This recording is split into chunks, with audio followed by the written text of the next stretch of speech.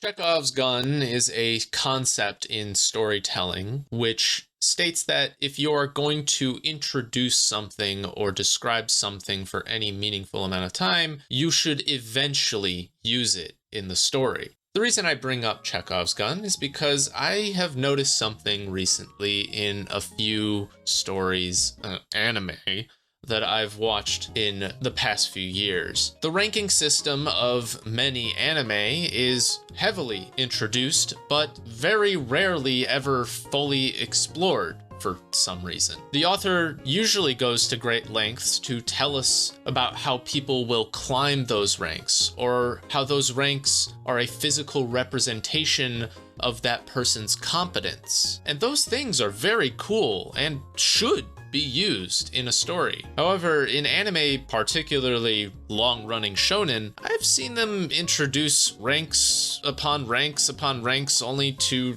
not use them, or not have their protagonist, the most important character, progress through those ranks as they get stronger. Why is that? Probably just to subvert expectations or maintain an underdog appeal for the protagonist? I don't really know. However, if your character never develops, the story you're writing is going to become very stale. It also cheapens the idea of these ranks. Why even introduce it in the first place if you're going to make it meaningless? If I see someone with a high rank in the story, how am I meant to believe that they are actually as competent as their rank is meant to tell me? Especially when the show has gone to great lengths to show me that there can be a world-ending threat at the bottom rung for no reason other than the fact that they failed certain seemingly useless tests. Perhaps it's meant to be a commentary or subversion, a way that these ranks don't really matter and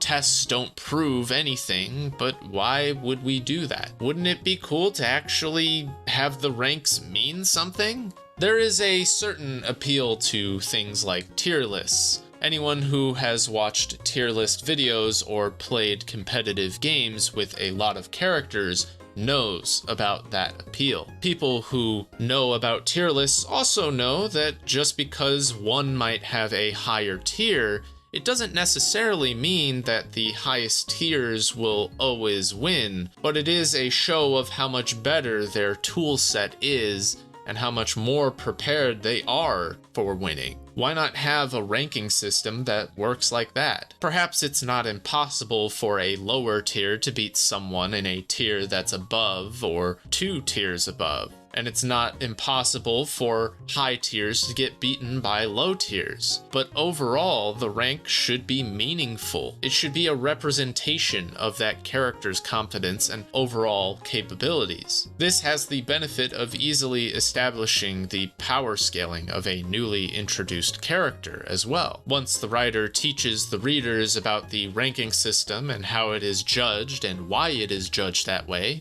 we can then use it as the backbone to build a quick and easy context for new characters who are placed into that hierarchy. Goblin Slayer does this fairly well in the beginning of the story, and go figure, it's based off of D&D and player levels. Each adventuring rank is directly tied to their character level. Silver ranked adventurers, for example, are about level 15 to 16 in the story. But with anime like Demon Slayer, on the other hand, as well as Naruto, they never really give you a good idea of what the ranks mean or why you should care as the viewer. In Demon Slayer, only the Hashira seem to ever matter. In the beginning of Naruto, they do an excellent job with the Chunin exam arc, only to then cast it aside and make it a running gag that Naruto is a perma-genin, only to skip straight to Hokage by the end of the series, all because they did not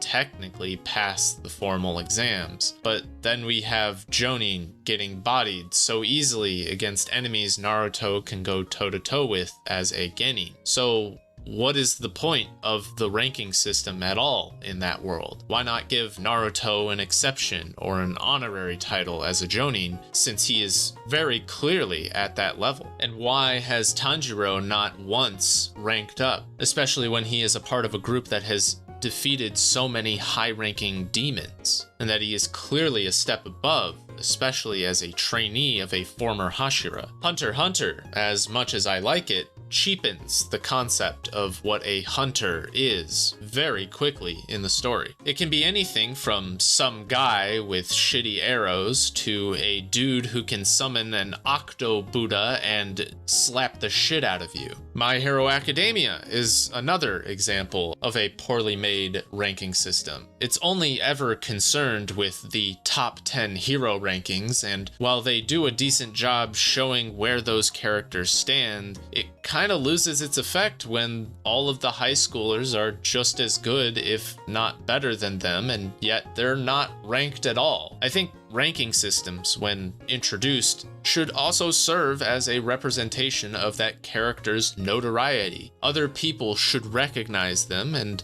what authority they might have. I want to see what separates a mid-level rank from an entry-level rank. I want to see the main character thinking they're hot shit because they beat someone who's a couple ranks above them, only to realize that there are levels to how good someone can be, often challenged and humbled by that rank above them. Obviously, main characters should be able to contribute greatly to the story. They should be able to handle threats when others cannot. However, this should mean they get promoted, not ignored. They shouldn't fall through the cracks of the system, unless that is exactly what you're trying to do in your writing. One of the only good subversions I've seen in anime of a ranking system is One Punch Man, and that's because they go into great detail about how certain heroes fall through the cracks. In fact, the S tier ranking was only developed after they realized how many lower ranked people were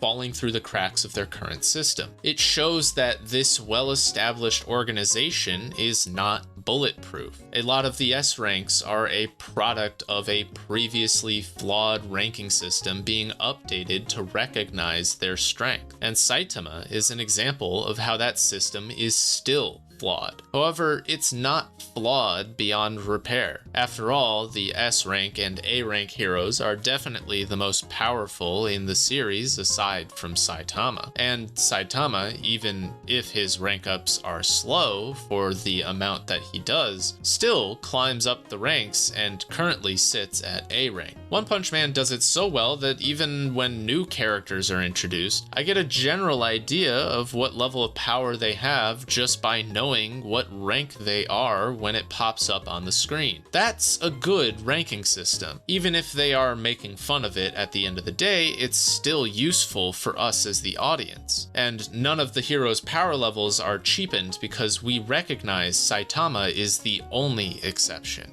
And none of the other heroes' power levels are cheapened by the ranking system because we recognize Saitama as an exception and not a rule. And even when Saitama is the exception, they're still recognized by the system eventually. Things like this make me think about how useful ranking systems actually are in fiction. What about ranking systems which allow a hero to take on more difficult quests, much like an RPG? What if the ranking system actually worked as intended? What if the enemies and danger levels worked as intended? What if the main character, when faced with a surprisingly more powerful monster, did not end up beating that monster, but surviving and escaping to report that information so that higher ranked people could deal with it instead? After all, victory is not always just about beating the big bad monster. Sometimes it can be about surviving the monster and conveying information to people who can beat that monster. All in all, I think the ranking systems can be extremely cool and useful, but they rarely ever are used.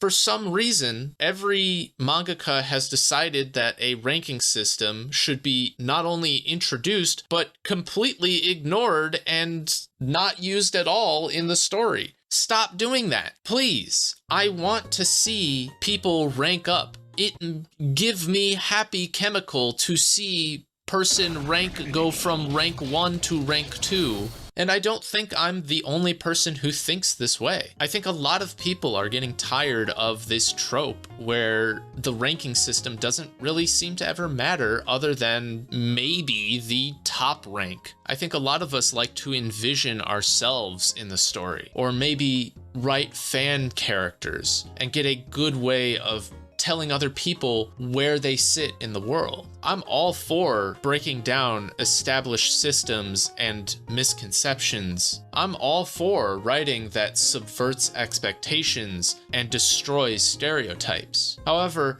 I also think that there's a lot that is lost when we do this to a ranking system. But as writers, we will always remain at the F tier until we learn how to start climbing. So make your trek up the ranks and start writing.